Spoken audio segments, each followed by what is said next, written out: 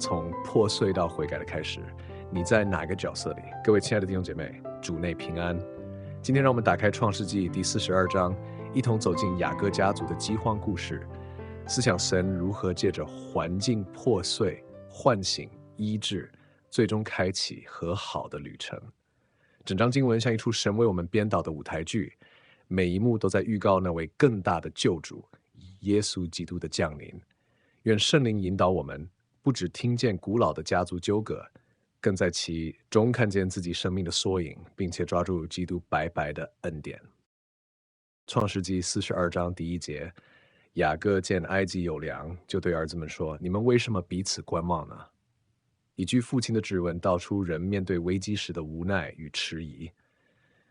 迦南的饥荒极深，仿佛神伸手收起了粮仓的钥匙，要人转向他早已预备的供应。兄长们彼此观望，正像我们生命遇困难时，宁可空转也不肯谦卑寻求。然而神的恩典总不单言，他用缺乏推动我们跨出舒适圈。第4节，但约瑟的兄弟便雅悯，雅各没有打发他和哥哥们同去，因为雅各说恐怕他遭害。雅各的心仍被20年前约瑟失踪的阴影捆绑。饥荒不只暴露土地的干旱，更暴露父亲内心的恐惧。弟兄姐妹，当环境榨干我们的资源，也显露我们里面最深的挣扎。神要的不只是粮食的供应，更是重新塑造我们的信心。场景转到埃及，第6节记载，当时治理埃及地的是约瑟，仓粮给那地众民的就是他。约瑟的哥哥们来了，脸伏于地，向他下拜。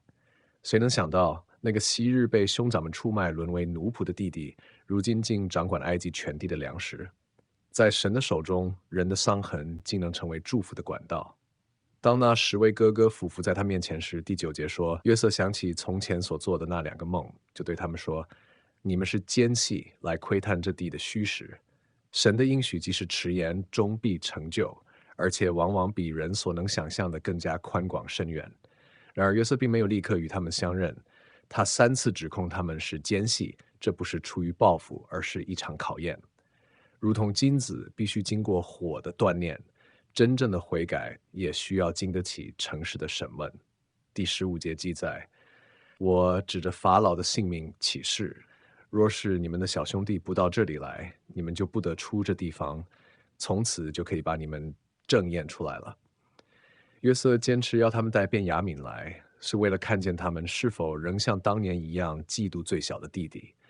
神有时也会让我们最深的旧伤口被再次触碰，为要显明我们是否已真正悔改，内心是否有了真实的转变。饥荒的压力加上一连串尖锐的指控，使兄长们那早已冰封的记忆开始融化。第21节，他们彼此说，我们在兄弟身上实在有罪。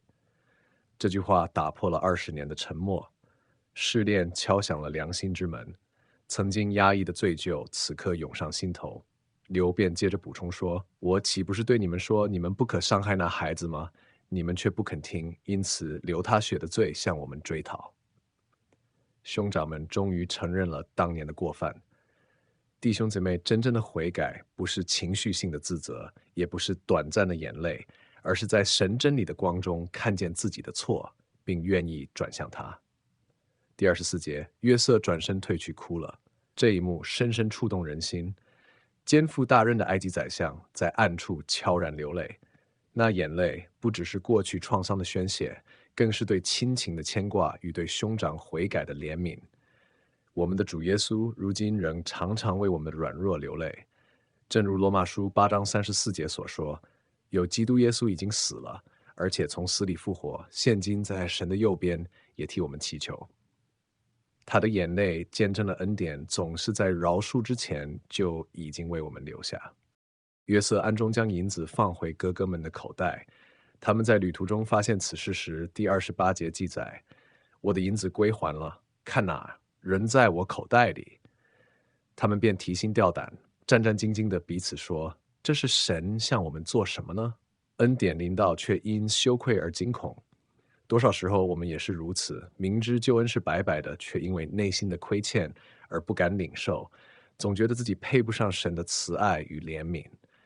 但神有时容许我们一时的困惑与误解，为的是让我们明白，救恩不是买卖，而是出于他无条件的爱与恩典。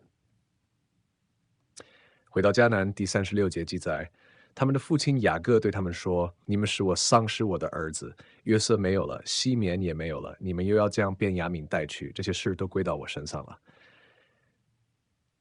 老父亲心中多年的创伤再次被揭开，他不愿放手便雅悯，显出他对神信时仍有疑虑和挣扎。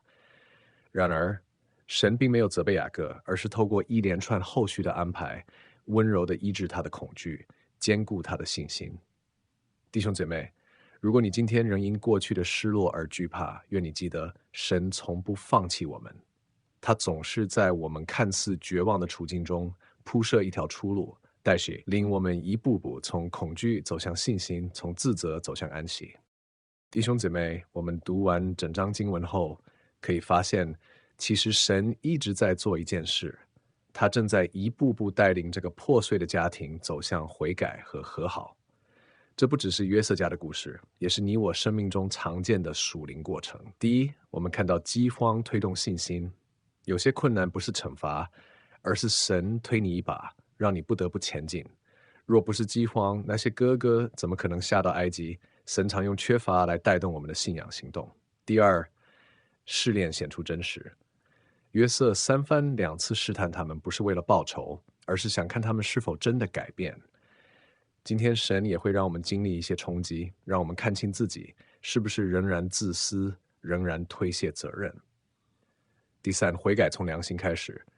那群哥哥20年都没提约瑟，直到在埃及受困才说出我们实在有罪。真正的悔改不只是情绪上的懊悔，而是愿意诚实面对自己过去的错。最后这章最感动的地方是恩典先于饶恕。约瑟还没说原谅，就先暗中流泪，还把银子退回去。那银子象征什么？象征神的救恩，不是我们能买的、配的，而是他白白给的。这就是恩典，不是交换，是白白领受。现在我们来看一个更深的属灵层面。整个创世纪第42章中，约瑟这个人其实是一个预表，他的生命预示了将来要来的救主，耶稣基督。第一，约瑟被弃而后被高升，约瑟被哥哥出卖陷害，后来却被神高升，成为埃及宰相。这像不像耶稣？他也被自己百姓弃绝，钉在十字架上，但因着顺服，神把他升为至高万民之上的名。这不是巧合，是神的计划。第二，约瑟掌管粮食，拯救人的性命。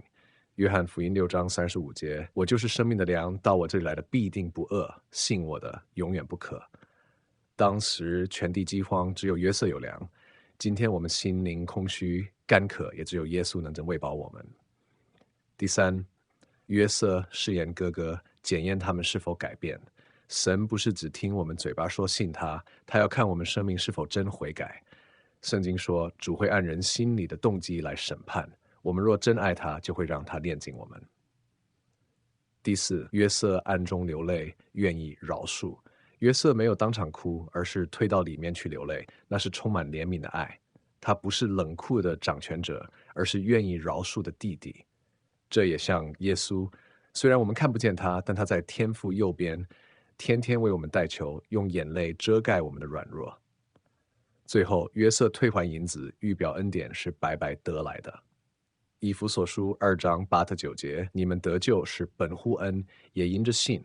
这并不是出于自己，乃是神所赐，也不是出于行为，免得有人自夸。那些哥哥用银子换粮，却发现钱还在袋中，粮照样拿走。就像我们的救恩不是靠努力赚来的，而是神早就决定白白要给我们的礼物。弟兄姐妹，你是否也在经历一场属灵的饥荒？像创世纪42章一开始那样，大家彼此观望，不敢行动。或许神正在用环境推你一把，要你离开舒适圈，学习信靠。他可能让你面对那些你最不想提起的过去，就像哥哥们被迫想起卖弟弟的那一幕。他也可能用一些让人困惑的恩典，像袋口出现的银子，挑战你是否愿意白白接受他的救恩。这章最后停在悬念中，西缅还在埃及，便亚敏要不要下去也还不确定。这种还没解决的张力，其实常常也发生在我们生命里。神容许事情悬着，就是要让我们学会更深的信靠他。那你呢？在这章里，你像谁？像雅各被过去的失去绑住，不敢再信任；像哥哥们心里藏着罪，常常不安；或像西缅被困在看似没盼望的等待里。